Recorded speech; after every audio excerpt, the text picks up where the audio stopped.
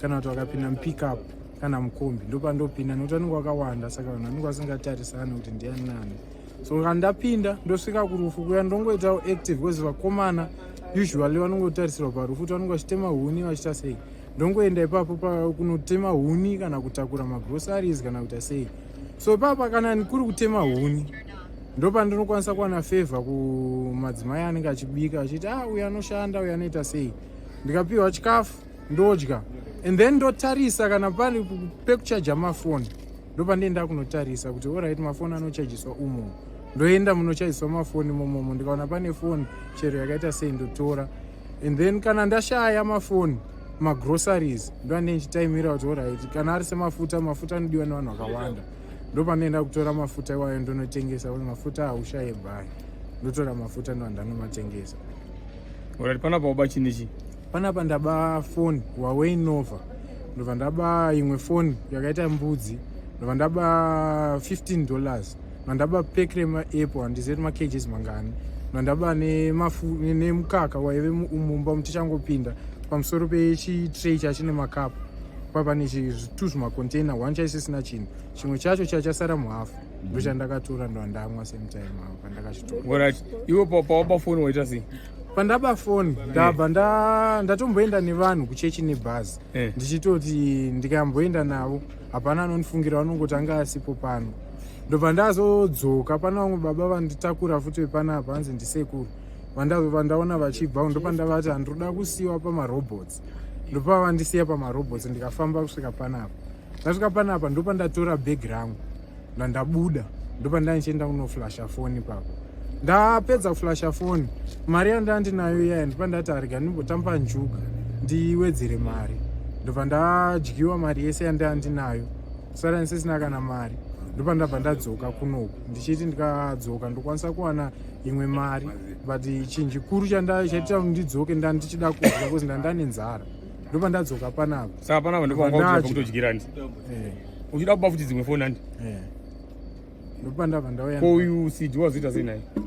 Zvaitika pana CD ndasvika mutaundi ndaflasha foni ndobva yavhurwa yakutoshanda zvese. Vakosta mari kuflasha vandiita $8. Ndanana nokuflashira iwo anonzi Jefta, panonge anonzi Jefta. Ari unoshandira papi?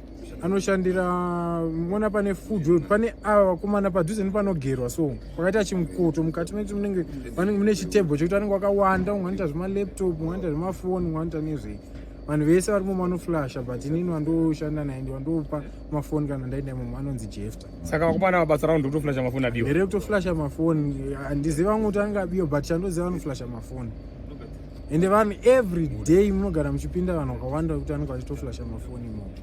Chipedza nyaya vamwe unotengesera ndevanani? Ndimababa yangu ese makandiwa Israeli nomwe anonzi Tino Tino mafoni A7 na Blessing vari 4 vanotengesera. Tikabva pafood tikabva pane food world yekuti footbridge yaya yojoina ichibuda kudai so tikaramba tichifamba tikasvika pane food world iri kunoku ipapo vakomana vanenge vakawaridza mafoni pamatebho pamachi vakomana ava vanotenga mafoni kuvanhu.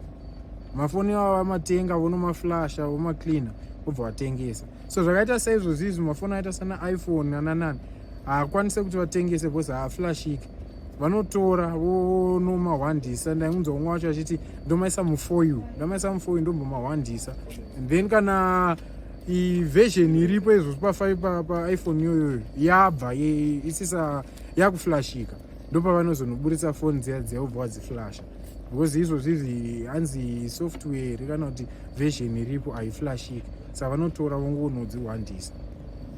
Alright, kune kumwe kwataura kwawakamboba futi wati kuglenora wakaita sei? Kuglenora ndakasvika ndobva ndakatoparticipata ndikaridza ngoma ndichiimba ndapedza vanhu varara. Pane foni yanga yakaiswa pawindo roro rasina kuvharwa vachichaja ndopandakabva ndaibvisa vanhu vava vakatorara kwakwato kuma3 vanhu varara ndotorara padzimba dzevanhu pane pachitwa rufu panoitwa all night paipai ndopandee ndiri papapo vamwe vachiimbawo vachiita sei indozozvibvisa pavanhu ndoenda pavanenge vakahwandisa kana iri foni kana kwavanenge vakaisa mabhegi kana ndangowana access yekupinda ipapo ndogona ngotora bhegi racho kana ndaona kuti apa ndogona kubatwa ndotora bhegi racho ndovhura ndiri samwe ndikaona ndokwanisa noridzosera bhegi ndonoridzosera ndobva ndaenda. So ipapo foni yairi pahwindo iro rasina kuvhara vakaona kunge vakavhara asi rasina kuvhara ndobva ndatongovhura ndobva ndatora foni iyoyo ndobva ndatobva ipapapo ndikaenda. Kwemafuta ndakasvika ndobva vanhu vavavo manje zvavakaita papa nevanhu vashoma, vamwe vazhinji vainzi vari kubva kuzaka ndokwaitobva bhazi renyaradzo ikoko. Saka vamwe vese vanga vasati vasvika, ndini mukomana weeji yangu anga atoripo, vamwe vese vanga vatori ana baba vechikuru. Ndopa vangondita chikomana icho chiripo ngachikubatsirei. Ndopa tatanga kuofloda madrinks, ndataofloda kari karori, ndataofloda madrinks, ndatabvisa nyama, makabeji, mafuta ndo anga ari pekupedzisira. Saka mumba mataisa mamazara manje vachitanza argai titsvage kumwe kune space. Ini ndopa ndaona vanhu vese vanga vafokasa ku1 side because vamwe kukwakwa kutanga kuparidzwa. Ndopa ndatora box rere ndokutosuduruka ndokutobva paipai nekutoenda because hapana akandoona ndichiritora. Ndangoritora nekuside kwakaita sekuno kumashure kwacho ndokutongorisumudza ndokubuda ndokuenda ndokutora kwandakaita box. Ndobva ndandisina kana sendi musi woyo. Saka ndandabva ndatora 1 chigubhu chemafuta 2 liters ndobva ndamisa kombi ndandati shamari ina handina mari but chi 2 liters ichi ungondipa $1 wobva wandikwidza kuenda kutown wotora 2 liters yemafuta. Ndobva ndopa ndakatomba mafuta ndobva tondipa $1 ndobva ndakwira ndikaenda namusiwa kutown. Ndasvika kutown pane madzimai anenge achitengesa magroceries pana rezende. Ndopa ndakasvika, ndichingosvika handina kana kutombotambura kufamba, ndangosvika ndikati ndiri kutengesawo mafuta. Zvanzi ari kuita vakatanga kuti hatina mari asi ari kuita mari vandati $3 mazuva aya I think aita $4 or $4.50. Price yekuhodha yekupi. Ndobva vatoti unza ini nangu ndikumada une mangani. Ndobva ndavapa ese ndikati ndine box nangobvisa 1 chigubhu. Ndopa ndavapa ese ndobva ndipa $3 yangu yakakwana. Kwamutare ndakasvika pane mota yanga isina kuvharwa window, yaisina kukiwa zvakaitika. Ipapapo ndaitoveko kwamutare ikokoko pane vamwe vanhu vandaiziva vaive ikokoko vanda ndakashanya. Saka ndakatoona mota dzichiva dzakawanda papa nemota yairatidza kuti vanhu vanenge